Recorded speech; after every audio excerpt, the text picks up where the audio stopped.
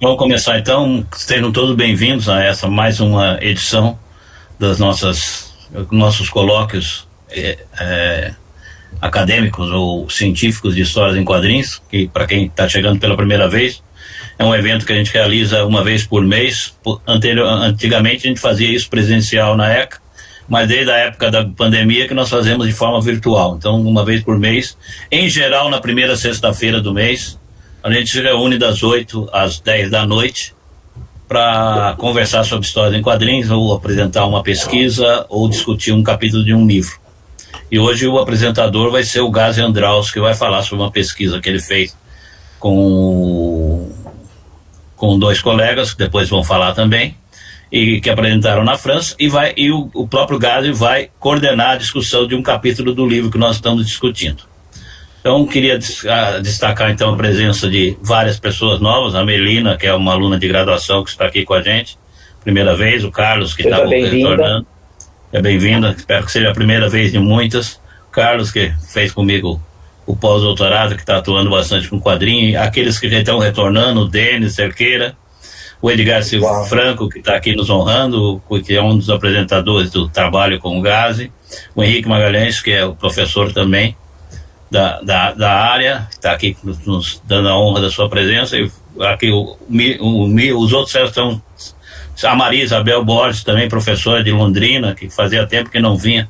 Um prazer encontrá-los a todos, e todos os que estão retornando aqui. Não vou falar todos os nomes para não ficar muito tempo aqui embaçando o começo da reunião. Então, um prazer encontrá-los a todos. Temos aqui, vamos hoje então ter essa programação. Antes disso, o Selva vai falar um pouquinho sobre como andam as jornadas que vão ocorrer agora em agosto, e o Roberto vai falar de alguns livros que ele comprou, algumas novidades que tem. Então, Selby, fale aí um pouco como andam as jornadas. Então, nós estamos na reta final, né, digamos assim, do processo geral de inscrições, né, porque as pessoas já se inscreveram, mas precisam submeter o link do arquivo de vídeo das apresentações, né? Então, de acordo com as normas, todos os apresentadores da modalidade presencial e da remota precisam enviar uma gravação da apresentação, porque assim quem também está longe, né, não vai participar presencialmente, vai poder conferir os vídeos das pessoas que estarão presencialmente. Então, isso vai acontecer até o próximo final de semana, até dia 15 de julho. As pessoas têm esse tempo para gravar e submeter o link.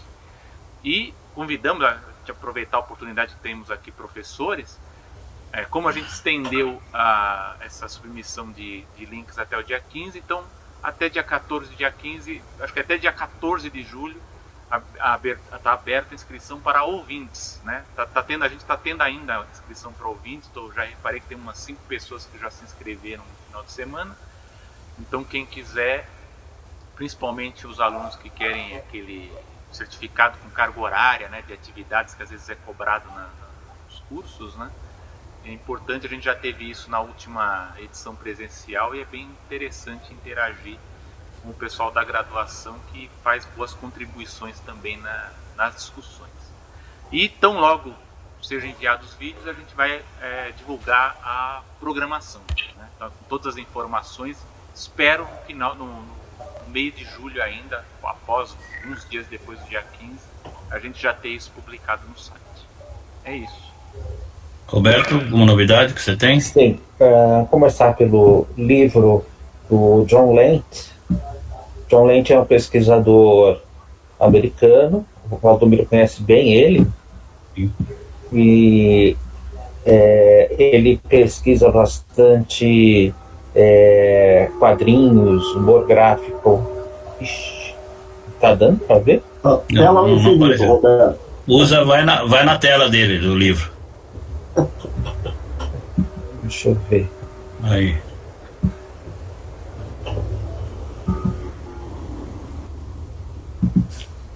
Não apareceu, Roberto. Vamos ver agora. A partilha. Apareceu? Não, agora você saiu da apresentação. Você saiu da apresentação. Da tela, precisa compartilhar de novo. Então tá. Pera aí. Janela.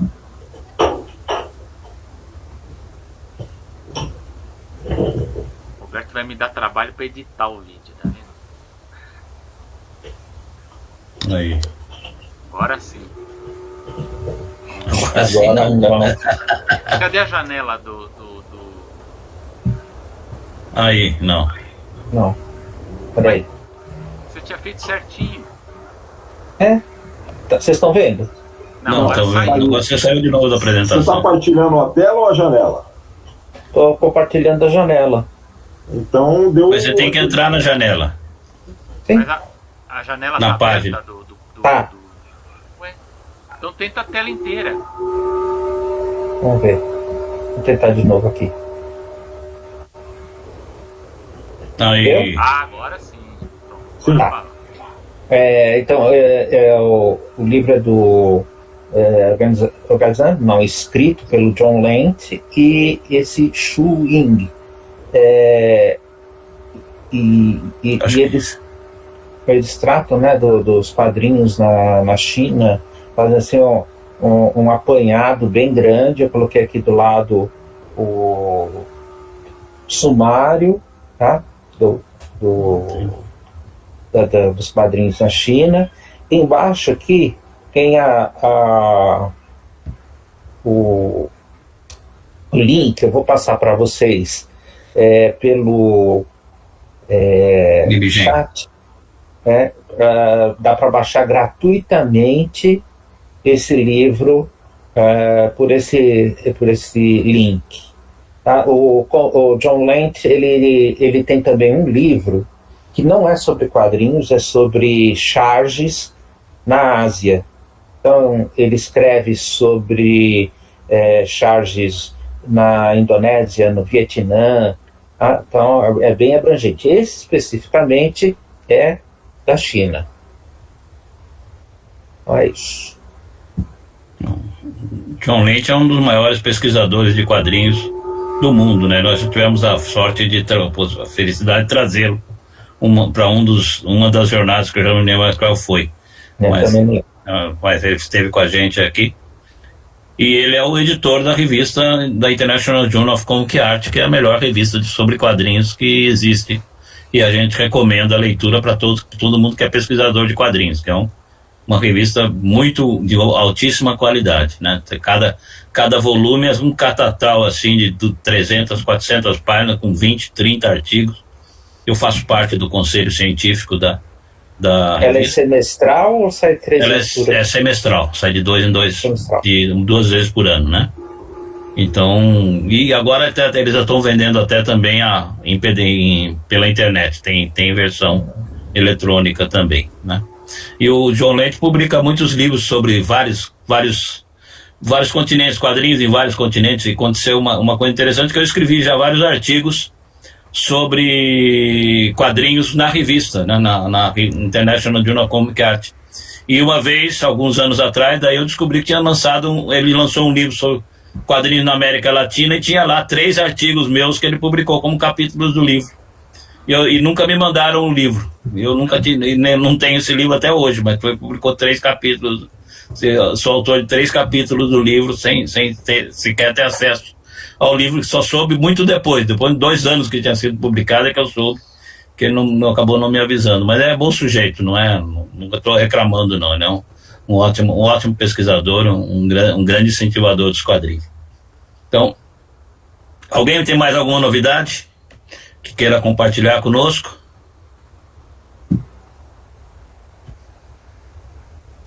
Fala,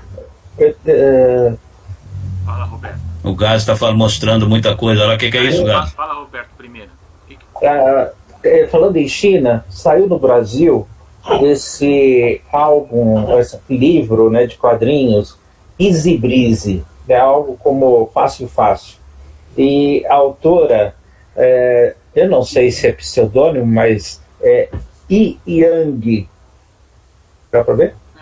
Sim. ela é ela nasceu num lugar lá da China. As histórias que ela faz se passam nesse lugar. Ela está na França agora, e essa história especificamente é de um grupo de adolescentes rebeldes. Tá? Então, saiu pela Comic Zone, saiu agora pela Comic Zone. Então tem esse gancho com o livro do John Lent, né? E essa autora, eu não sei se ela usa um pseudônimo, mas Yi Yang é algo que chama atenção. Eu acho que deve ser pseudônimo mesmo. Gazi, que você estava mostrando? Não, existem livrarias de ponto de estoque em rodoviárias. Aqui em Goiânia tem o shopping na rodoviária, e estão aparecendo álbuns de algumas editoras, como Jupati e outras, por preços módicos. Isso aqui, capa dura, R$20. O Divino, são autores estrangeiros, parece interessante, eu não li ainda. Jorge Pérez, a biografia dele, paguei R$10. Poxa. A entrevista, né? Foi, parece, um livro entrevista. E esse Senso Comum, que é um quadrinho europeu, que desmistifica questões científicas em quadrinhos, paguei R$10, achei bem interessante também. Então, essas livrarias de ponto de estoque, que tem em São Paulo e vários lugares, aqui em Goiânia estão aparecendo, e muitos da editora Jupati. Tem até o trabalho do Laudo Ferreira e outros, com preços módicos. Preciso andar mais de ônibus, viu? Porque eu não tenho mais ido em rodoviária. Esse Divino eu tenho, foi lançado já há muito tempo. Eu queria só comentar o professor Nildo Viana, que é daí da Universidade Federal de Goiás. Ele abriu uma coleção com obras sobre quadrinhos. Depois eu vou colocar a divulgação, que ele está solicitando material para publicar. Eles estão na editora que ele tem, que eles querem publicar materiais sobre quadrinhos, livros sobre quadrinhos. Então depois eu vou colocar no lado aqui o endereço para quem estiver interessado em publicar com ele. Então, vamos então começar as nossas apresentações. Ao Leandro levantou a mão. Leandro, tem o tempo ainda. Fale então. Sem microfone. Agora foi. Boa noite, pessoal. Desculpem chegar agora, né? Só estava querendo aproveitar, falar de um livrinho que eu fiquei sabendo hoje, tomei conhecimento hoje, pelo Guilherme Smith, que é Manual de Guerrilha do Quadrinista. Não sei se vocês chegaram a ouvir falar, mas eu achei muito interessante a proposta, né, porque ele ajuda, principalmente o pessoal que está começando agora aí no mundo dos quadrinhos, a ter diversas informações, né? Então, tu tem ali qual é o papel, né, arte finalista, desenhista, enfim, o que tem que ser feito, tem a história dos prêmios, alguma coisa que é feita para incentivar também. Enfim, é um trabalho bem é ali que já fiquei louco para ler. E o bacana disso, que a proposta do Digo, é gratuito, né? Então vocês podem baixar gratuitamente na internet. Daqui a pouco eu passo o link para vocês.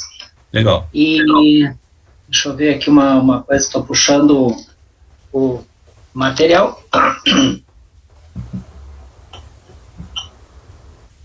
Agora estou entendendo. O Leandro está usando o celular, por isso que ele vira o celular.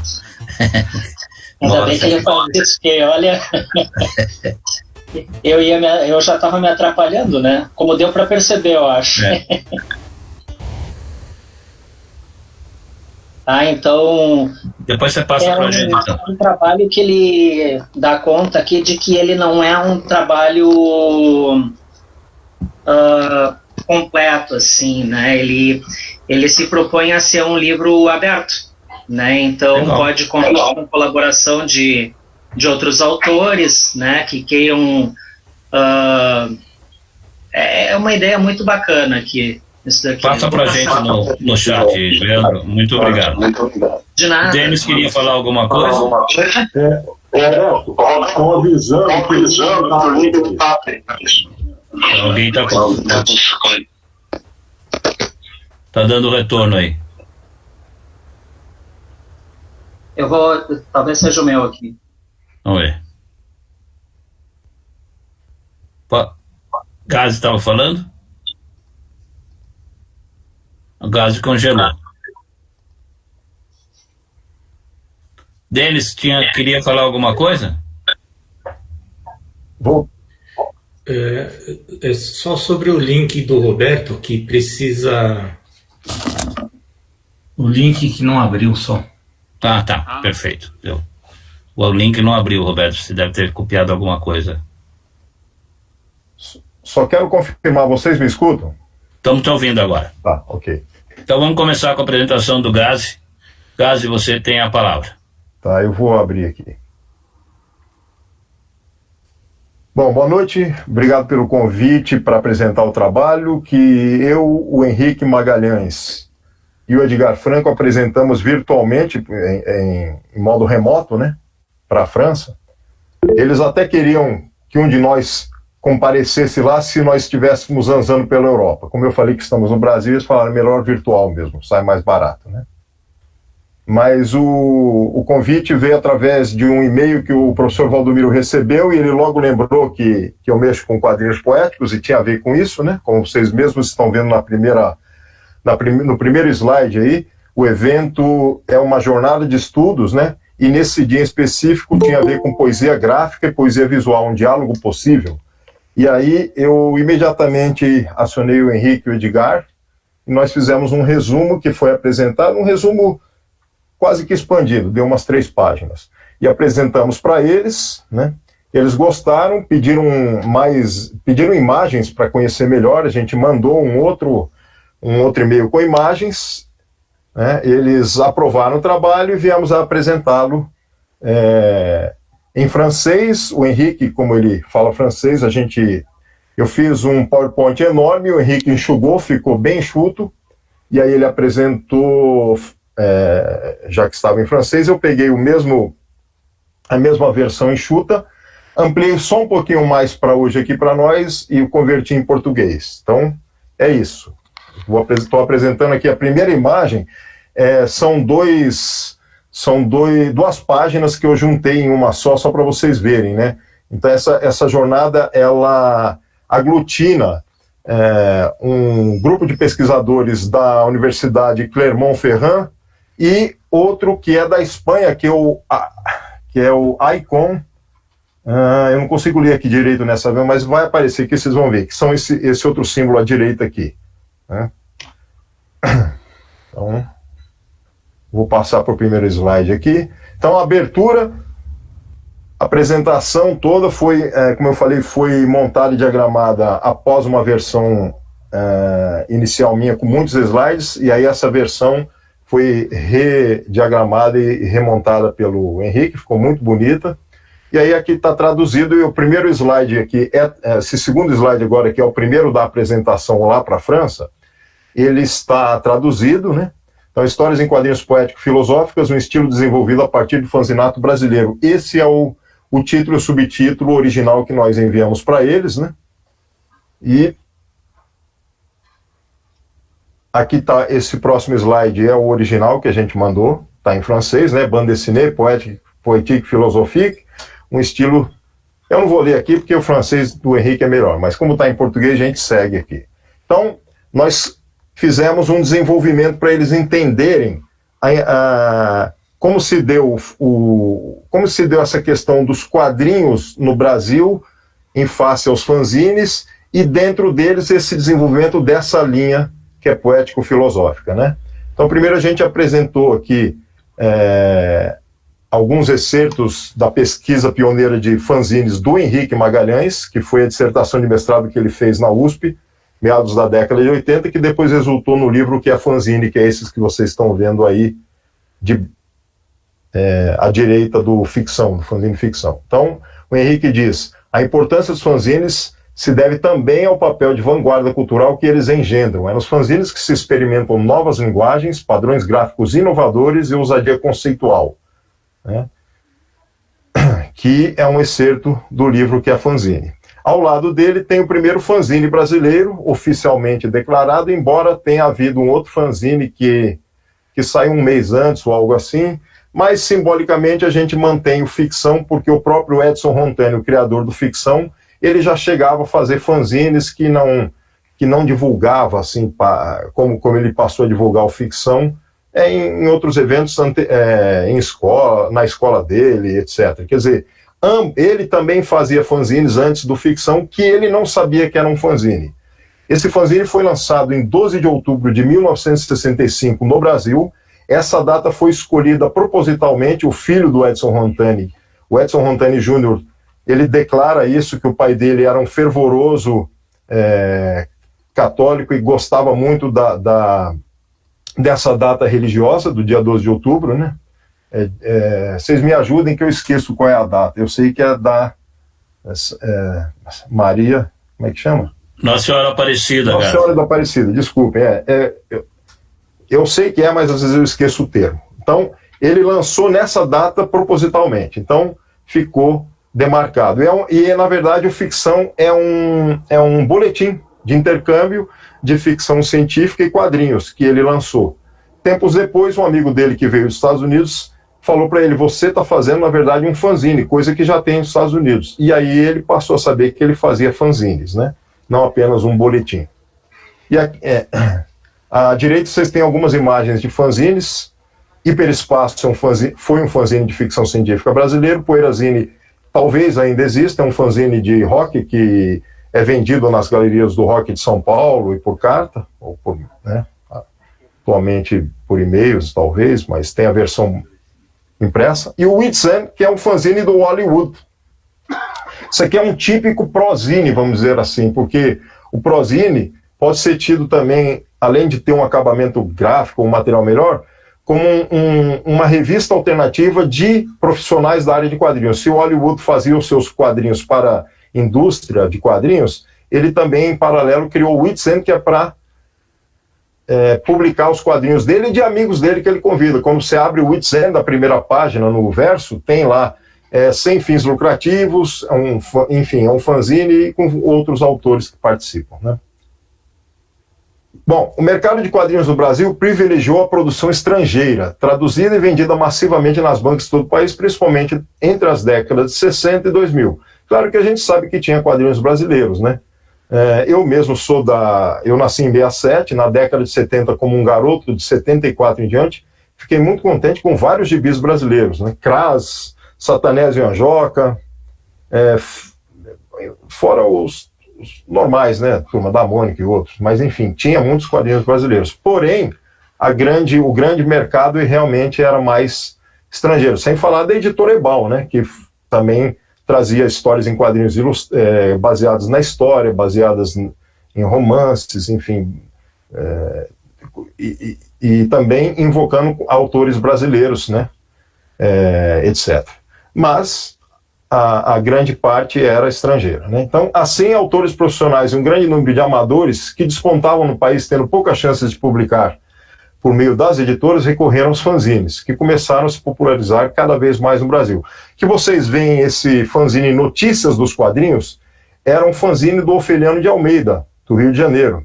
O Ofeliano produzia esse fanzine, que era um fanzine A4 grandão, com muitas informações, imagens, fanzine típico daqueles que a gente adorava adquirir e ler, porque dentro desse fanzine você tinha notícias de quadrinhos do exterior, do Brasil, imagens de quadrinhos que nunca saíram aqui, etc. Então, era muito interessante esse tipo de fanzine, tanto que um dos fanzines que ele lançou foi com uma história em quadrinhos do Casar, que é um francês que daqui a pouco eu mostro.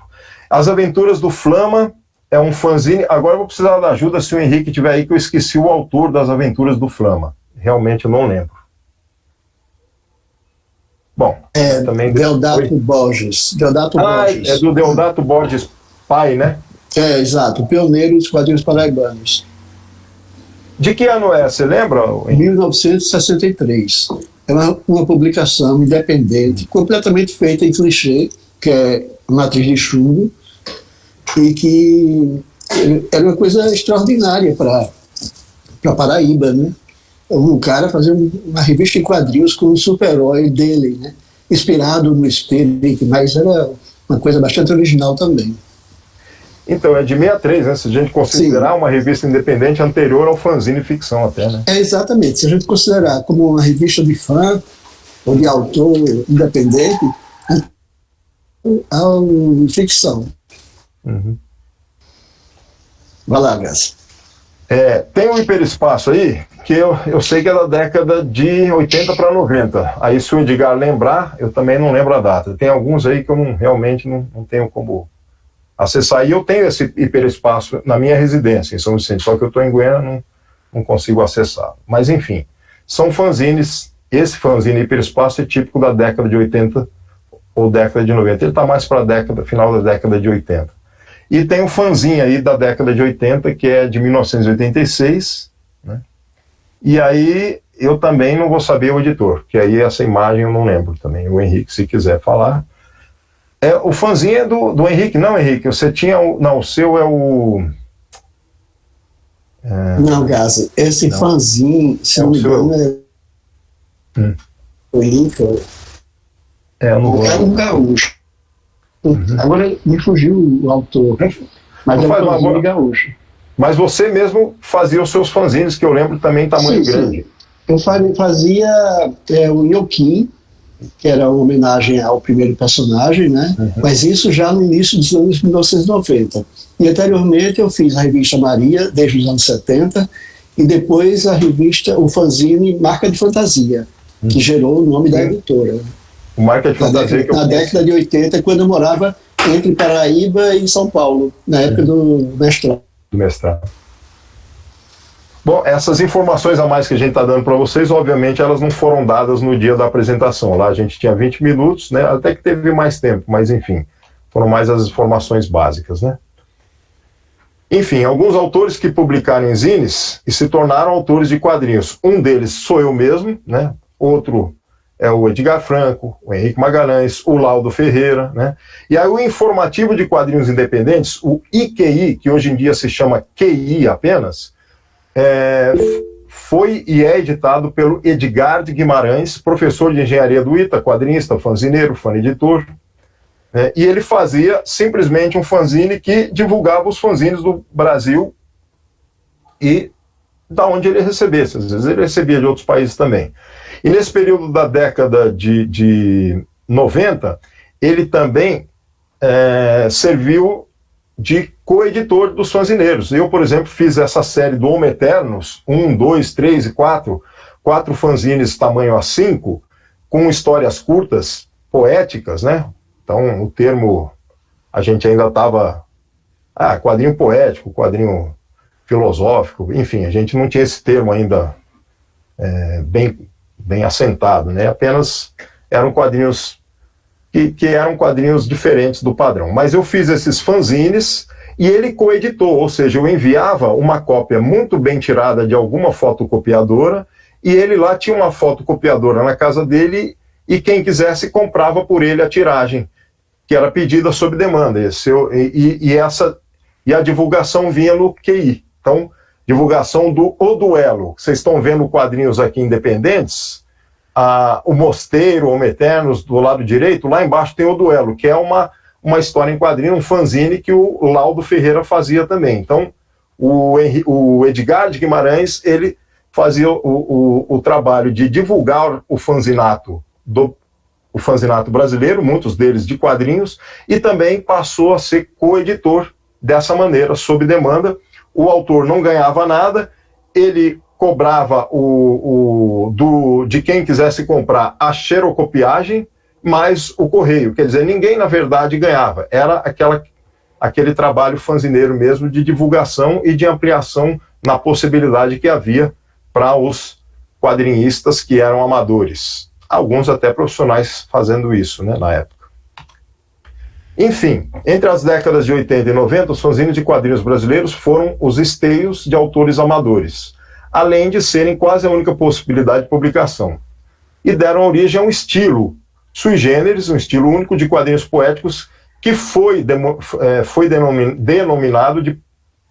denominados esses quadrinhos de poético-filosóficos, às vezes também de fantástico-filosóficos, né? Claro que nós temos ali uma revista independente do Balão, mas eu lembro de Laerte, hoje a Laerte, mas na época o Laerte, quando em entrevistas falava que, eu participei sim do fanzine Balão. Ele mencionava o Balão como um fanzine. Eu acho bem interessante isso, porque eles tinham a concepção e a consciência de que eles estavam fazendo uma revista independente, mas que era na linha do fanzinato, né, dos fanzines. Acho muito bom isso para a gente ter ciência de quão difícil era, de que realmente o fanzinato fazia, às vezes, da publicação desses autores, muitos em vias de profissionalização, né? Então, esse estilo particular de quadrinhos deu origem a várias publicações dedicadas exclusivamente ao gênero, né?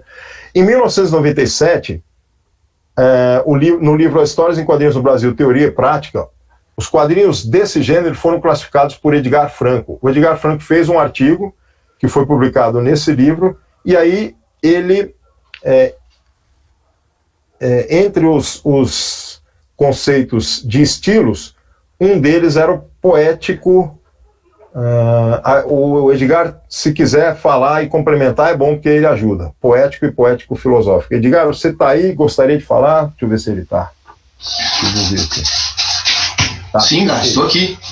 Esse artigo... Esse seu artigo rapidamente. Sim, esse artigo ele reuniu uma pesquisa que eu fiz com mais de 400 fanzines brasileiros, e eu, na época, estabeleci critérios a partir das questões estéticas e das propostas conceituais desses fanzines, e dividi eles no que eu chamei de linhas à época. E uma dessas linhas era a linha poético-filosófica, em que eu já incluí o meu trabalho, o seu trabalho, o trabalho do Calazans à época, e alguns outros trabalhos.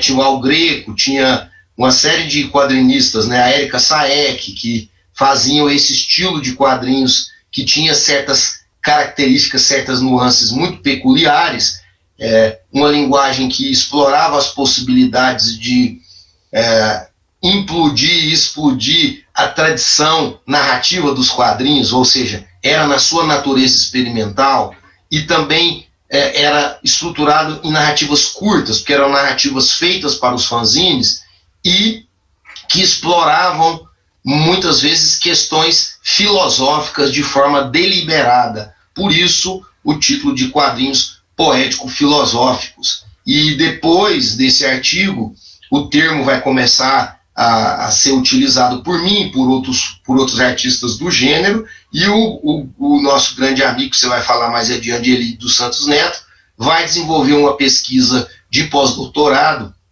na Unesp, em que ele vai consolidar de uma maneira muito clara as bases desse quadrinho poético-filosófico, e vai, inclusive, depois escrever alguns livros que o Henrique Magalhães vai publicar, principalmente sobre os nomes que ele considerava mais importantes desse quadrinho, pioneiros, eu e você. Então tem os quadrinhos poético-filosóficos de Edgar Franco, os quadrinhos poético-filosóficos de Gazendraus, e tem um livro também que o Henrique editou, que é sobre o Henrique como um editor de quadrinhos poético-filosóficos. O Gás vai falar, a revista Tiritiri, depois Mandala, se tornou o primeiro título brasileiro dedicado a esse gênero. E é importante lembrar também que o Henrique Magalhães, junto com o Elídio dos Santos Neto, nosso saudoso amigo, vai criar uma coleção de livros teóricos reflexivos, chamada Coleção Quadrinhos Poético-Filosóficos, lá na Marca de Fantasia, que já tem, acho que, se não me engano, 15 títulos publicados dentro do contexto desse tema. O interesse por pesquisar esse estilo de quadrinhos, que o Elídio vai dizer que é genuinamente brasileiro, vai ser crescente, e essa coleção que o Henrique, então, organiza e publica pela Marca de Fantasia é um exemplo da força das pesquisas sobre esse gênero. Hoje eu chamo de gênero, né, de quadrinhos, que é genuinamente brasileiro, que é o quadrinho poético-filosófico, e que tem alguns desdobramentos, né? Tem, o Gás vai falar, o quadrinho fantástico-filosófico, que é um desdobramento do poético-filosófico, que são quadrinhos que também exploram as mesmas coisas, mas sempre com temática de fantasia ou ficção. O caso do meu trabalho com o do Gás. Tem trabalho, por exemplo, tem novos autores agora, como o Daniel Figueiredo, da Universidade Federal da Paraíba, que trabalha o poético filosófico, mas inclusive a partir de algo que é parecido com fotonovela. Ele trabalha com fotografias para criar suas narrativas, e são narrativas mais focadas na questão cotidiana, das reflexões sobre o cotidiano. Então, o poético filosófico, ele abarca muitas tendências, entre elas que o Gás falou, que é a nossa, no meu caso do Gás, que é a questão do quadrinho aí fantástico filosófico. Gás, eu acho que é isso, né, para dar uma introdução sobre esse artigo e como acontece o desdobramento desse conceito através dos anos que nós estamos trabalhando, e você vai mostrar mais slides exemplificando. Inclusive eu estou vendo aí já, né, o nosso primeiro trabalho já feito um pouco antes até, né, da conceituação desse artigo em que eu chamo de poético filosófico gênero, que é o Irmão Siamês. Obrigado. Não, é isso mesmo. O Irmão Siameses, ele foi um fanzine de quando eu conheci o trabalho do Edgar e vimos que tinha semelhança na narrativa, na diagramação e na temática, né? E aí nós nos juntamos e fizemos esse fanzine, Irmão Siameses, que foi lançado em 1994 na Gibiteca de Santos, e depois enviamos para uma exposição anual que ocorria sempre na Galícia, na Espanha, de fanzines, né, a exposição. E eles recebiam fanzines do mundo todo, de várias temáticas. O Brasil era frequente lá, de envio de fanzines. E aí, numa das exposições, né, dos catálogos, que tinha um catálogo que eles nos enviavam, que é esse catálogo que vocês estão vendo, Expo Fanzines, Jornadas de Banda Desenhada de Ourense. Num deles, eles mencionam que o nosso trabalho, que é o Irmão Siameses, é uma fantasia autêntica fantasia filosófica, ou seja, ele deu um nome, o Henrique Torreiro, que é o coordenador, foi o coordenador da exposição, porque eu acho que ela não ocorre mais, mas ela ocorreu durante muitos anos. Ele deu esse nome para o estilo de quadrinhos que fazíamos, fantasia filosófica. É daí que eu passei a usar com mais frequência o termo fantasia filosófica, embora o mais comum seria o poético filosófico, e fantasia filosófica seria um subgênero desse gênero. E aí tem mais alguns exemplos que eu vou passar aqui para vocês. Então, nesses fanzines paratópicos, paratopia é um termo que a gente usa quando se refere aos fanzines, que foi emprestado de Manguinot pela pesquisadora Rosane Zavan. Acho que é a Rosane, primeiro nome dela, Zavan. Ela fez um artigo anos atrás, já mais de uma década, sobre a importância dos fanzines e que eles são paratópicos na publicação e na existência no tecido social, ou seja, eles estão em paralelo, topos lugar. Eles existem como publicação, mas não oficial. Tem livros, revistas, gibis oficiais, e os fanzines estão lá no meio disso tudo, sem que se oficialize essa existência deles, né? Então eles estão numa paratopia existencial. Então nesses fanzines paratópicos, os quadrinhos curtos, as HQs curtas, né, têm sido desenvolvidas com esse viés poético, mas com reflexão filosófica, diferenciando-se dos quadrinhos poéticos atuais e indo além dos temas tradicionais de ação, terror, cotidiano, etc. Uma das necessidades de se participar de fanzines nas décadas de 80 e 90 é que os fan-editores, muitos deles autores também de quadrinhos, eles, por exemplo, o Tchê do Rio Grande do Sul, ele tinha um fanzine de 16, 20 páginas. Então, um autor não podia mandar uma HQ de 20 páginas porque tomaria todo o tamanho do fanzine. Então, eles pediam que a colaboração de quadrinhos, que era enviada por correios, fotocópia de boa qualidade, né, não pode exigir de alta, que fossem de histórias em quadrinhos de 1, 2, até 5 páginas no máximo, para que eles pudessem publicar mais quadrinistas. Essa coibição de números, de uma numeração grande de páginas, permitiu que a gente forçasse o nosso processo criativo cada vez mais elíptico, né? Porque você faria uma história de 2, 3, 4, 5 páginas, então você teria você teria que ter as sequencializações elípticas lá. E aí elas passavam a ser quase que poéticas. Então, um pouco dessa influência tem a ver com essa demanda, essa necessidade da gente fazer quadrinhos rapidamente, digamos, entre aspas, com curtas, né? E com informações assim, o roteiro, a narrativa, ela é toda...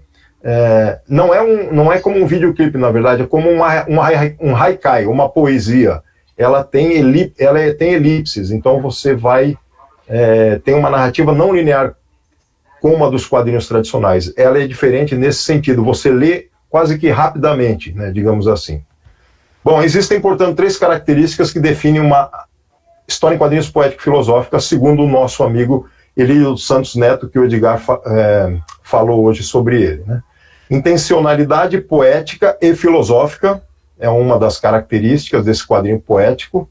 Narrativas curtas que demandam uma leitura diferente da convencional e inovação da linguagem dos quadrinhos em relação aos esquemas narrativos tradicionais. Na época que o Elídio estava desenvolvendo as suas teorizações sobre esse tipo de quadrinhos, ele fez ele teceu essas premissas, né? Então, histórias curtas que nos permitiram desenvolver quadrinhos elípticos e poéticos de 2 a 6 páginas, é o que eu falei, era o que os editores de fanzine pediam, para ter mais autores por edição. Então, um fanzine fotocopiado A5 de 20 páginas pode ter quadrinhos de 5 autores diferentes, né? E aqui vocês têm, então, um exemplo de uma HQ minha, que é do álbum Tenário Man, que foi lançado pelo Henrique Magalhães, mas é uma história que não é a mais longa que eu fiz, tem 20 páginas em 3 sequências só. Não é, se for ver, não é longa, né? Agora, essas outras, do Edgar Franco, muitas delas, como as minhas, são curtas, de 1, 2, 5 páginas, né? As influências, além dessas questões que eu tracei aqui com relação à necessidade de fazer histórias curtas, né? As influências vêm da nossa leitura dos quadrinhos europeus também. Ainda sou, mas eu fui um leitor de quadrinhos super-heróis. Na verdade, eu sou bem menos leitor de quadrinhos super-heróis desses atuais, eu até reli os antigos, né? Mas eu fui quanto mais leitor de quadrinhos super-heróis, mas com meus 19, 20 anos, passei a conhecer os quadrinhos europeus e mantive a leitura de ambos, e fui vendo que a leitura do quadrinho europeu, a narrativa, a ficção científica, era diferente da norte-americana, e isso só enriqueceu o leque de possibilidades, né? Então eu passei a conhecer o Philippe Druillet, que é uma narrativa bem diferente. Você abre o álbum dele grandão, você tem que às vezes virar o álbum de vertical, porque é uma página splash dupla, que você muda a posição, a diagramação, e são narrativas mais... também não são bem... A questão não é nem que sejam introspectivas, mas são mais viajantes, entre aspas, né? Você tem uma narrativa lá que é bem diferente da tradicional, até mesmo do quadrinho tradicional francês, com a narrativa que a gente conhece, como, por exemplo, Valerian e outros, que é uma narrativa boa também. Mas, enfim, e o Moebius, né? Ou Moebius, enfim. Esse gênero poético e reflexivo recebeu influência desses quadrinhos europeus, também do Philippe Casal, ou Casamayo, que eu vou mostrar para vocês ali daqui a pouco, do Ilê Moebius, por contar narrativas curtas e elípticas, equivalentes ao haikai ou na poesia, muitas vezes com mensagens de reflexão resistencialista ou filosófica. As do Druillet, às vezes, são álbuns grandes. As do Moebius, por exemplo, O Homem é Bom, que chegou a sair no Brasil, já são histórias mais curtas. E as do Casar também tem fases de histórias curtas. Agora, o fanzinato, lembrando aquele slide anterior em que o Henrique tece um comentário de que eles estão na vanguarda, ou estavam na vanguarda, né? Eles traziam... porque na época não tinha internet, então como é que você conseguiria informações de quadrinhos de outros lugares? Ou revistas de banca, ou então fanzines, em que o fanzineiro entrevistava algum autor brasileiro ou de outro país, e ele recebia a carta e publicava num fanzine, né? Isso ocorria algumas vezes com alguns fan-editores, né? O Roberto Guedes, que publica o Status Comics e a Gibilândia, ele fazia isso no Gibilândia dele também. Bom, mas aqui nós temos alguns exemplos de fanzines da época da década de 90, 80 para 90, né? Em 1987 para 88, eu conheci esse fanzine especial Casar, que é o grandão aí do meio. Ele é um fanzine que foi distribuído pelo Ofeliano de Almeida, que fazia aquele fanzine Notícias dos Quadrinhos, né? E ele fez uma edição especial sobre o Casar, que até então eu não conhecia nada sobre ele. Na verdade, eu acho que nem havia saído nada do Brasil até então desse autor francês, né? Tanto que esse especial Casar trazia a HQ Vento, que é essa que está colorida aqui, mas o fanzine, obviamente, ela vinha xerocopiada em preto e branco. e que 10 anos depois ela foi lançada no Brasil, assim como vocês estão vendo colorida, nessa revista Heavy Metal, que veio a ser lançada no Brasil também, eu acho que no começo do ano 2000, se eu não me engano, né? Essa revista Heavy Metal começou a circular no começo do ano 2000. Então, se alguém souber da data, talvez Roberto Elísio pode expor aí, né, porque eu não tenho certeza agora, mas acho que foi isso. Edição brasileira em 2000, acho que foi isso. Eu escrevi ali também, né? Deve ter sido. Não, foi anterior, foi na década de 90. Eu lembro de ter ido comprar a edição só com autores brasileiros da Heavy Metal, aliás foi a última. A Brazilian Heavy Metal? Brazilian Heavy Metal. Ah, mas aquela foi uma edição especial, né? E foi a última edição da Heavy Metal no Brasil, e isso foi quando... Não, Roberto, peraí, só um momento, Roberto. Eu acho que aquela lá saiu antes dessa série aí, hein? Não, eu acho. Foi depois. Foi depois que foi lançada em Curitiba. E eu comprei... Lembra que o número 1 dessa aqui saiu com a tradução toda errada no editorial? Ah, então foi isso mesmo? Então tá. Foi. E eu comprei na Comics, quando ainda era uma banca de jornal lá na Alameda Jaú. Então foi na década de 90. Década de 90, com certeza. Meados, né? Talvez. Tá bom. Quantos anos tem a Comics? Ah, não lembro. Eu confundi achando que a Brazilian Heavy Metal saiu antes delas, mas posso ter me confundido mesmo. Eu não vou lembrar. A Comics eu não vou saber quantos anos tem, mas é bastante tempo, porque eu estava na faculdade em 1987 e ela já existia, né? Então, acho que sim, não sei. 88, por aí. Bom, essa história O Vento é uma história que influenciou bastante a gente, né? Porque é uma história curta, entre aspas, mas curta, de 8 páginas, e é toda poética, né? Tem um ser ali... Caso me permita uma parte só. A Heavy Metal começa em 1995, eu tenho aqui no meu acervo. Ah, tá. Começa em 1995. Então acaba em 2000. E a coleção, e a última que eu tenho é 22, de 1999. Ah, foi isso. Confundi, então, porque eu acho que devo ter a última. Teve também a Metal Pesado que saiu, né?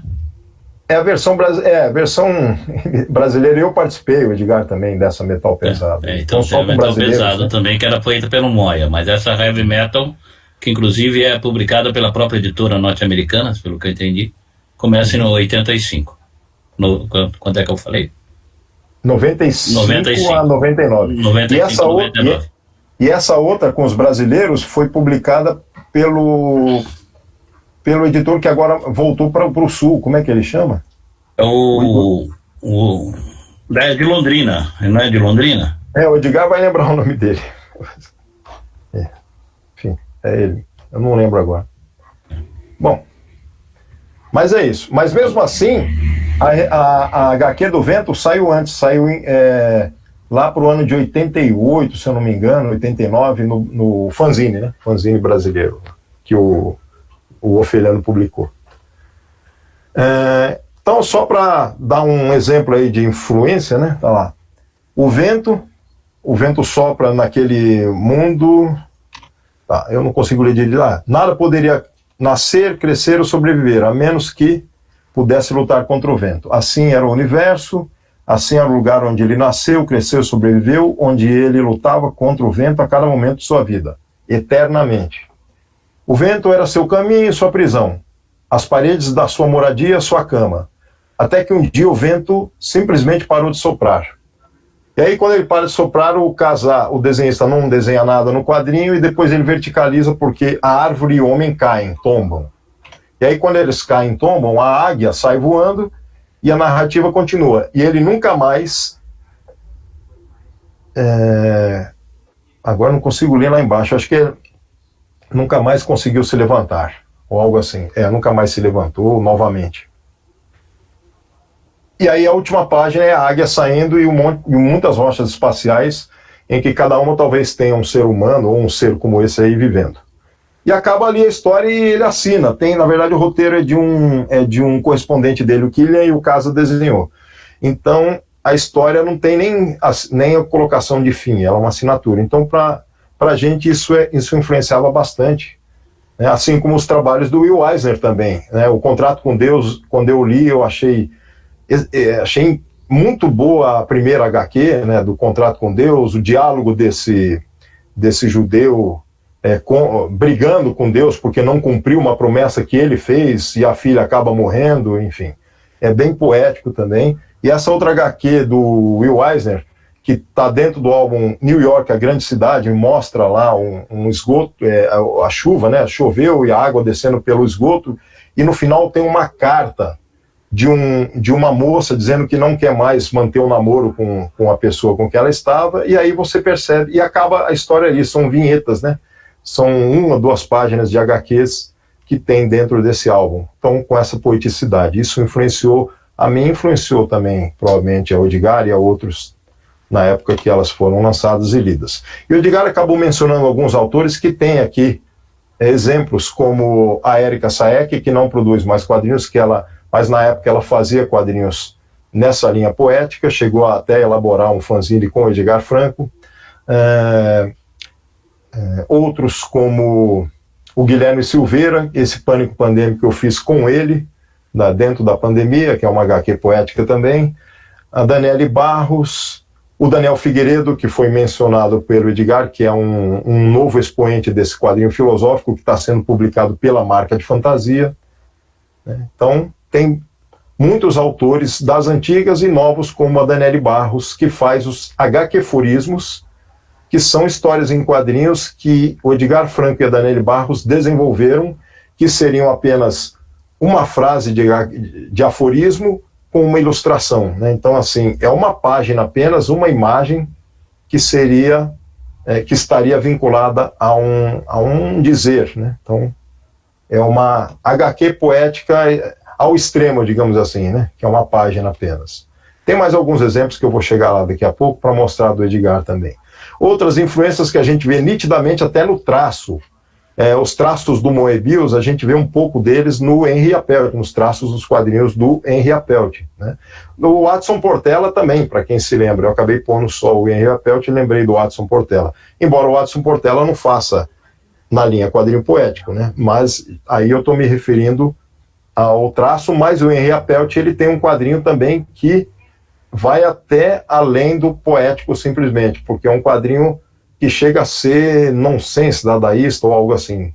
Você lê e tem um entendimento mais poético além daquele que você possa fazer um entendimento como a história do Casar do Vento. Mas é mais do inconsciente mesmo. Gazi, você me permite também uma sugestão? Sim. Eu também vejo muita proximidade com o trabalho de Esteban Maroto. Será que você não enxerga isso também? Mas aí do roteiro e traço? Não, do traço, principalmente do traço. Do quadrinho, eu não pensei nisso ainda, mas posso rever, porque o Esteban, ele tem uma linearidade. Ele tem também uma composição poética, né? Também, é verdade. Eu tenho que rever. Mas ele tem uma composição de quadrinhos lá que são bem interessantes, mas eu acho que vai numa linha, engraçado, Valdomiro, vai uma linha que vai me lembrando de espanhóis também, né? Sim. Bom, enfim, posso rever a do Esteban depois, né? Teria que ver os quadrinhos dele de novo. Bem, então alguns autores que também são editores, como Henrique Magalhães, contribuem para isso criando revistas independentes de quadrinhos do gênero, como a extinta Mandala, que na verdade começou como Tili Tili e depois teve uma mutação para o nome de Mandala, que é uma revista num tamanho maior um pouco que o A5 e menor que a Comics. Ela tem um tamanho diferente. Se o Henrique talvez queira falar sobre ela, seria o momento. Sim, Gazi, deixa eu ver, eu estou invertido assim, não sei porquê. Olha só, a revista Mandala, ela foi a consequência da Tili Tili. A Tili Tili foi montada a partir de uma personagem de Flávio Calazans. Mas a revista ficou tão ampla, com tantas colaborações, com tantos autores novos, que eu achei que referir a revista a uma personagem era limitador, sabe? Então eu ampliei para Mandala como sendo uma obra mais coletiva, né? Foi essa a intenção. Ela teve 13 edições e, por um momento, começou a haver uma certa saturação nos temas, uma repetição e tal, também uma queda na audiência ou no público, mas isso aí eu considero como sendo em geral, não só no quadrinho poético filosófico. Para mim, os quadrinhos eles perderam muito do interesse que tinha até o final da década de 1990. Então a Mandala parou, mas eu continuo editando revistas poético-filosóficas, né, como é o caso de Artilectus e Pós-Humano, de Edgar, e eventualmente uma outra obra que tenha relação com o tema, né?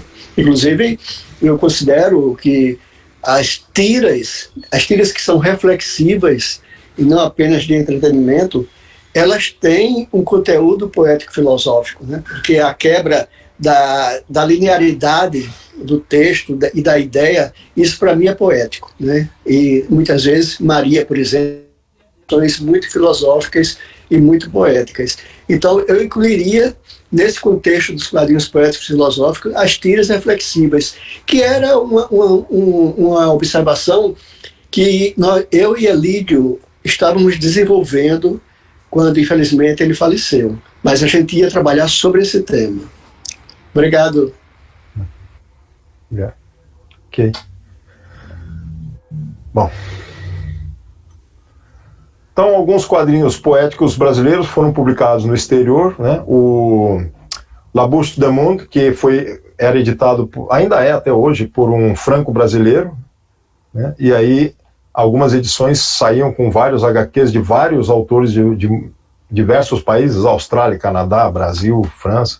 E essa capa, por exemplo, é do Lourenço Mutarelli, né? E aí a HQ minha, Retorno Evolutivo, ela foi traduzida por ele e foi publicada colorida, né? A revista não era toda colorida, mas fanzinão, era um fanzinão grandão. Os fanzines franceses, eles têm um jeitão prozine de ser, né? Um pouco maiores e tal. Ela foi publicada nesse fanzine também, La Bouche du Monde, A Boca do Mundo, né? E aí temos uma amostragem de algumas HQs poético-filosóficas. Houve um corte aqui, o Henrique, eu estou vendo, sabe o que acontece? A configuração do meu PowerPoint, quando eu mando salvar em PDF, às vezes ele faz isso, infelizmente, agora que eu estou vendo. Ele corta um trecho da imagem, dependendo da imagem, não sei porquê, por alguma configuração. E aí eu não vou conseguir, mas eu vou conseguir ler aqui porque está em francês do lado, eu acho que dá, a menos que o Henrique queira continuar explicar, porque essa HQ ela não está completa. A conversão em PDF mutilou essa história, estou vendo isso agora. Essa página. Bem, eu posso dizer qual é o conteúdo dessa HQ. Então, foi na época da pandemia e eu não estou enxergando porque está muito pequeno, mas se trata de uma pombinha dizer, olha que belo, não sei o que, a aurora boreal. Aí Maria disse, não, isso não é a aurora boreal. Isso é o fogo-fato das tantos mil almas desencarnadas. 350 mil. Da época ainda era quanto você falou? Aqui está 350 mil. Pois é, chegamos a 700, eu acho. Né? Então, na época que eu fiz, ainda estava aí, nesse número. Mas ele fala como uma coisa meio poética, sabe? De que a aurora boreal, na verdade, é o fogo-fato das almas desencarnadas pela pandemia. É bom, é uma liberdade poética. É isso. Porque tem também o desenho do fundo, assim, com esse efeito de aurora boreal. Na verdade, ela diz assim, né, que é espetáculo de ventos solares, né, e aí ela diz, não, pombinha, isso não é a aurora boreal, isso aí são as almas de 350 mil desencarnados pela Covid no país, né. Vamos ver se a próxima cortou também. Nossa, que essa aqui eu tinha posto, Henrique, porque você fez uma que tem a ver com poética. Eu acho que quando eu copio e colo no PowerPoint ou mando inserir, de algum jeito ele vem com carga maior, e aí na hora de salvar no meu PDF ele faz esse corte, não sei, porque não descobri até hoje. Mas aí o Henrique aqui traz uma HQ de uma página, brincando com o conceito, como se faz um quadrinho poético. Não tem a ver com rima métrica, nem romantismo, nem dores. E aí eu não consigo ler essa outra parte, infelizmente, mas, enfim. Eu mando o link para vocês depois, ou refaço isso e posso deixar visível aí. Já não cortou, o do Edgar não cortou, foi porque já estava antes. Quando eu inseri essas novas, algumas cortaram. Bom, do Edgar Franco tem um HQ-forismo aqui. E aí esse HQ-forismo tem essa imagem que vocês veem e um dizer, né? Talvez a pós-humanidade prescinda de humanos, e o silêncio eterno de nossa espécie seja uma melodia para o cosmos. Então, aí o entendimento, a interpretação é de cada um, mas isso é um HQ-forismo. Quando nós mostramos o HQ-forismo, essas imagens, né? Aqui tem mais alguns. Ó, cortou a do Edgar lá, a última também, né? Então tem mais uma aqui. Os abutres humanos sorriem sempre ao menor vestígio de podridão. Fartam-se na deterioração, regozijam-se com a dor e a ruína alheias. Mas lembre-se, seu veneno só poderá ser inoculado em alguém que lhes dê credibilidade e sua morte é serem ignorados. Eu não sei, cortou ali, não sei se é isso. Mas enfim, cada um desse é um HQ-forismo. A reação que eles tiveram quando nós terminamos a apresentação é de uma novidade, porque para eles foi inusitado haver aforismos como HQs, ou seja, BD-forismo, né? A gente colocou lá como BD-forismos para eles, que é banda desenhada. Aí tem essa HQ dele que eu não passei lá no dia, mas estou passando aqui para a gente ver uma HQ do Edgar Poética, maior um pouco, de 3 páginas. Eu te batizo em nome do Pai, do Filho, do Neto e do Espírito Santo. Mais tarde foi uma bela cerimônia, belíssimo, e pensar que até bem pouco tempo nos era negado o direito ao batismo. É bom saber que esse tempo passou. E onde está ele agora? Lá dentro se alimentando. Então batizaram um bebê e ele está se alimentando. Só que ele não é um bebê humano, né? Então, mas está crucificado. Então é uma concepção poético-filosófica de reflexão do Edgar Franco, e aí a capa desse livro aqui, HQ Poética Filosófica de Edgar Franco, Arte Lectus Pós-Humanos, aliás, que é de uma outra autora que ela colocou como capa a última imagem aqui. Esse livro é disponível gratuitamente no Marca de Fantasia. É uma autora que escreveu o livro sobre o trabalho dele. Se o Edgar quiser falar rapidamente.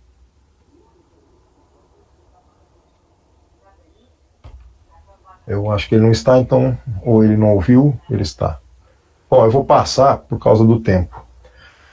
Cortou a minha HQ também, para ver que não foi de propósito. A minha aqui eu vou resumir. Gazi, Oi. Gazi, eu estava aqui sim.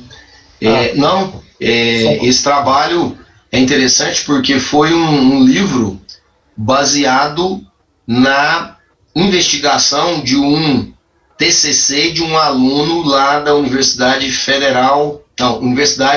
Estadual do Mato Grosso do Sul, em que ele vai investigar a questão do pós-humano nos meus quadrinhos poético-filosóficos da revista em quadrinhos Arte Lectus e Pós-Humanos, que é publicada pelo Henrique.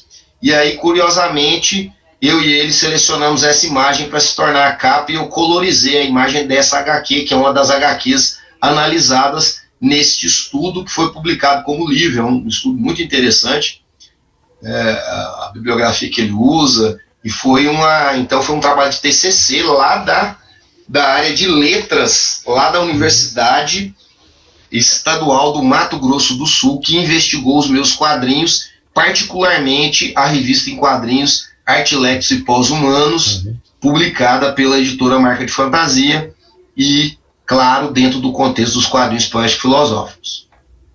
Você lembra o nome do autor ou da autora, que eu não consigo ler, está muito pequeno aqui para mim. É Giovanni alguma coisa o nome dele. Agora também o segundo nome não é. Giovanni? O Giovanni, acho que tem, se for o mesmo, tem contato com ele, talvez até ele estivesse aqui assistindo. Mas dá para baixar o livro, é só entrar lá na Marca de Fantasia, procurar lá essa linha poético-filosófica dos livros, e o livro está lá. Tá. Bom, essa minha aqui, vou resumir, é a morte se apresentando. A surpresa é no final, em que ela mostra o planeta e diz: a vida é minha razão de ser, não a minha vida, mas sim a de todos os outros, né? Então, a razão de ser da vida, da morte, é a morte dos que estão vivos, algo assim, né? E aí tem essa minha aqui, que é rapidamente lida, porque ela quase não tem texto. O homem, um peixe e uma ave indo. Essa é longa, tem 9 páginas. Eu bati o recorde nessa. E aí, quando eles se vão, eles começam a voltar. Quando eles voltam, se tocam. E aí, quando eles se tocam, eles se transformam, né? E aí tem um texto poético ao final: o que voa sobre seu limite, o que corre além de si mesmo e o que se abisma abaixo de seu possível. E uma do Elídio dos Santos Neto, está quase no final agora, aqui, a bateria de slides. Estou ajudando a tecer o amor, a delícia, o paraíso, e tem um bebê, um feto, né? Ele está nascendo, está perto de nascer o bebê. Preciso sair, preciso de ar. Preciso sair, preciso de ar. Finalmente, livre. Livre para voar em direção ao centro de mim mesmo, em comunhão com todos os viventes. E a águia, no seu voo entre o sol e a terra, ajudará a despertar as outras águias. Então pode ser até um pouco autobiográfico, pode ser que ele tenha tido influência da história do casal, ou pode ser mesmo apenas do Elídio, porque ele gostava de águias, né? Então, aí está mais uma HQ poética. Então, Elídio dos Santos Neto foi professor, autor, pesquisador, fez pós-doutorado sobre os quadrinhos poéticos filosóficos no Brasil. O trabalho dele, do pós-doc como relatório final da Unesp, em 2010, foi As Histórias em Quadrinhos Poéticos Filosóficos no Brasil, origem e estudo dos principais autores numa perspectiva das interfaces educação, arte e comunicação. E a editora Marca de Fantasia, do Henrique Magalhães, permite, enquanto também uma gibiteca e fanzinoteca, ela oferece essa gama de livros, revistas, tal, como se fosse realmente um local de leitura que você pode ler, né? Distribuir majoritariamente em formato digital vários títulos de livros, revistas, zines de diversas áreas, incluindo HQs e fanzines poético-filosóficos, né? Então vocês têm ali a seção de livros, por exemplo, você tem os livros, tem a seção de revistas que vocês podem também acessar, né? E a gente deixou aqui como que a gente mostrou para eles no final em francês, né? E aí em português, um grande agradezile poético, filosófico, humanista a todos, em homenagem ao Elídio Santos Neto. Aí Gazi Andraus, eu, né? Edgar Franco e o Henrique Magalhães, para o evento Poesia Visual e Poesia Gráfica, Universidade Clermont-Auvergne, Maison des Sciences de l'Homme, Casa das Ciências do Homem, e que é associado com o ICOM, que é da Espanha também. Tanto que eles aceitavam em francês e em espanhol. Para finalizar de vez, algo que eu não mostrei lá no dia, e eu garimpei depois agora para nós aqui, que foi uma homenagem que o Baraldi fez para mim, para o Edgar Franco e para o Henri Appelt. Também veio cortada a imagem justamente por causa desse salvamento em PDF após o PowerPoint. PowerPoint ela está inteira que está cortada, né? E aí, o incrível encontro entre Gazi Andraus, Henri Appelt e Edgar Franco. E aí tem como se fossem os três extraterrestres dialogando aí num bar. É isso. Finalizou. Esta. Fico um pouco chateado de não ter mostrado as imagens inteiras que foram cortadas e até hoje eu não consegui solucionar e não tinha reparado nisso, que quando eu salvo do PowerPoint algumas imagens são cortadas.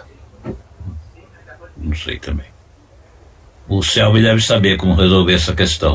Vou conversar com o Selby mais para frente, porque até hoje tem esse problema e às vezes eu esqueço, fiz isso e não... Tomara que não tenha cortado nesse aqui também.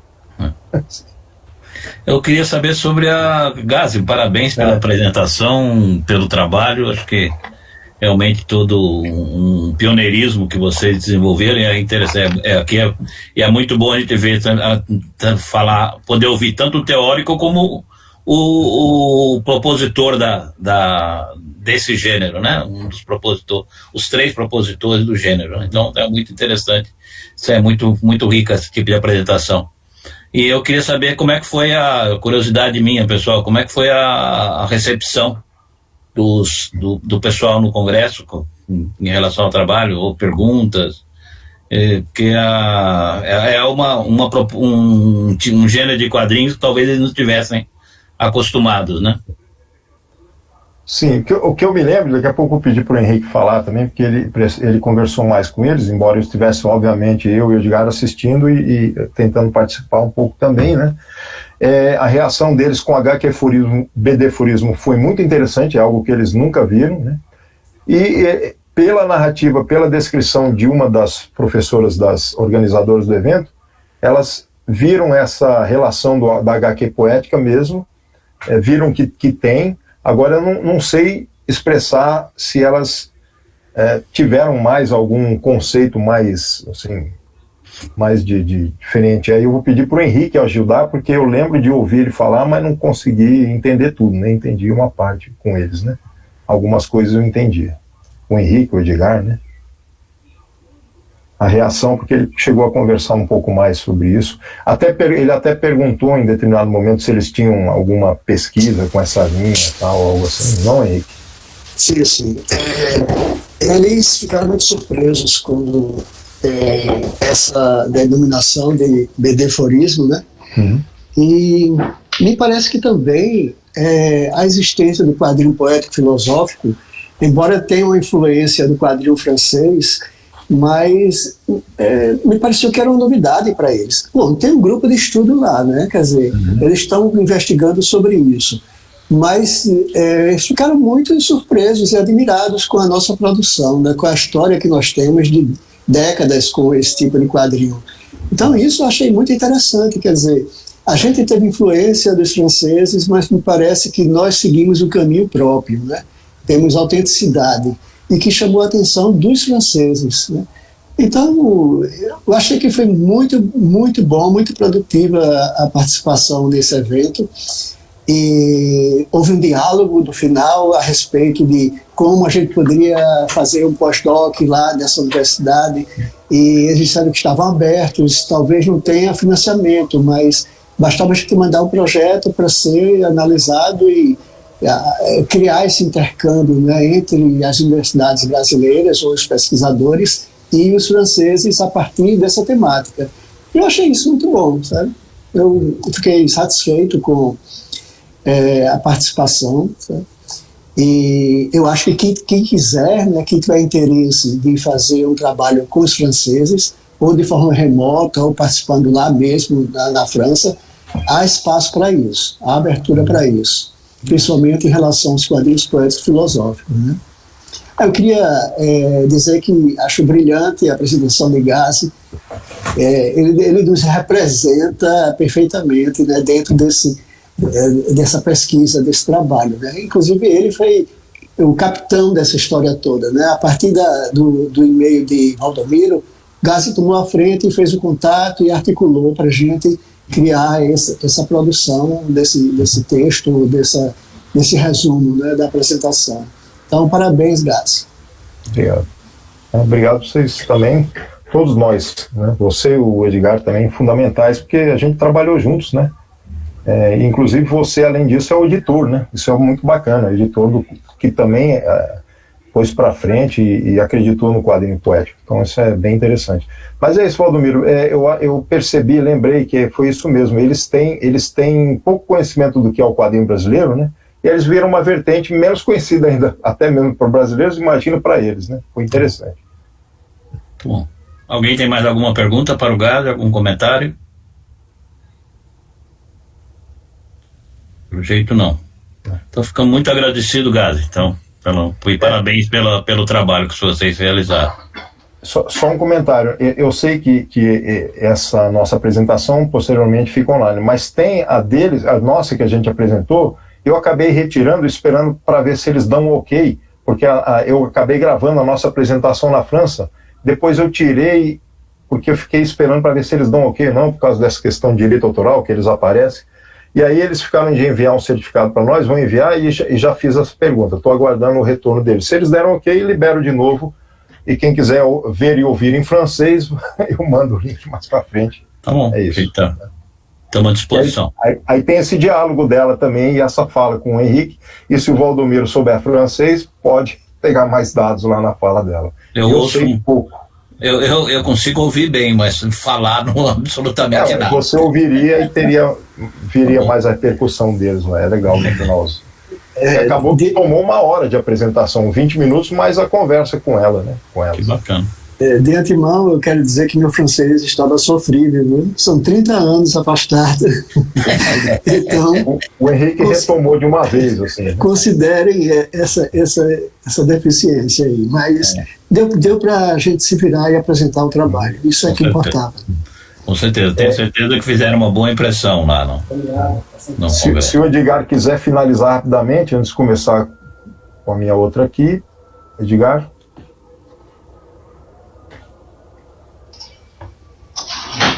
Eu só tenho a agradecer o espaço do Observatório de Pesquisa, ao Valdomiro pela oportunidade, e também, claro, ao Gazi e ao Henrique por terem formado essa força-tarefa para a gente elaborar esse resumo, que resultou em uma primeira conexão muito positiva. Eu fiquei realmente impressionado com o interesse das professoras, pesquisadoras da França, na nossa explanação. Era uma explanação que era para durar 20 minutos, e as perguntas, as questões, a gente ficou praticamente 1 hora conversando online com elas, e tinha um professor que elas conseguiram, que era tradutor, então eu consegui também com o Gazi falarmos em português, e ele ia traduzindo para a gente, auxiliou bastante o diálogo, a conversa, e elas foram muito solícitas, muito interessadas, acharam muito curioso essa história desse conceito de HQforismo que a gente criou, e assim, eu acho que a gente precisa continuar esse bate-papo, essa conversa com elas, para fazer uma ponte para que a França, que a Europa passe a conhecer também esse estilo bem peculiar nosso, brasileiro, de quadrinhos, que é o poético-filosófico. E é isso. Agradeço a atenção de todos os presentes e uma boa noite. Obrigado, Gazi, pela apresentação. Obrigado, Henrique, pela parceria. Obrigado, Valdomiro, e todos os amigos aí do Observatório. É isso. Boa noite a todos. Obrigado. Eu aproveito para colocar a revista Nona Arte à disposição de vocês, se quiserem divulgar o artigo na nossa revista, ficaremos muito honrados. Fantástico. A gente ficou de escrever um artigo mesmo, vamos ver se a gente consegue. Fantástico. E, bom. Obrigado, prazer tê-los conosco.